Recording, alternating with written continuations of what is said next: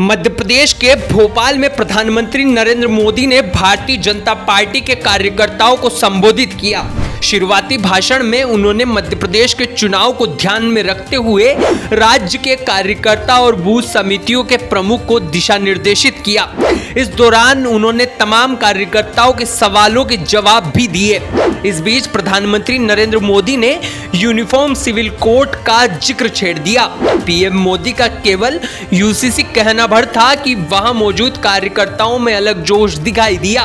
3 तलाक से सिर्फ बेटियों का ही नहीं बल्कि पूरे परिवार के तबाह होने का भी पीएम मोदी ने जिक्र किया।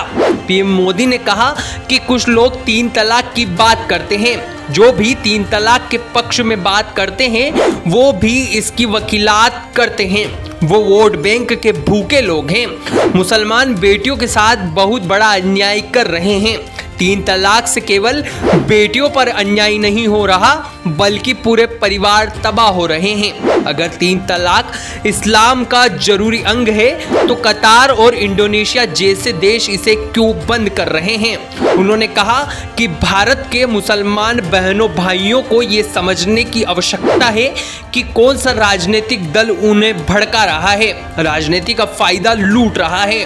हम देख रहे हैं कि यूनिफॉर्म सिविल कोड के नाम पर ऐसे लोगों को भड़काने का काम किया जा रहा है। एक घर में एक सदस्य के लिए एक कानून हो और दूसरों के लिए दूसरा, तो घर कैसे चल पाएगा। तो ऐसे दोहरी व्यवस्था से देश कैसे चल पाएगा। वहीं प्रधानमंत्री नरेंद्र मोदी ने कहा कि सुप्रीम कोर्ट ने बार बार कहा है कि सिविल कोड से लाओ तो ये वोट बैंक के भूखे लोग वोट की राजनीति करना काफी पसंद करते हैं। मुसलमान का शोषण किया जा रहा है लेकिन इसकी चर्चा कभी नहीं होती। उन्होंने आज भी बारी बारी से हक जताने के बारे में कहा। पीएम मोदी ने कहा कि यूसीसी के लिए मुसलमानों के बीच गलतफहमी और गलत बातें फैलाई जा रही है।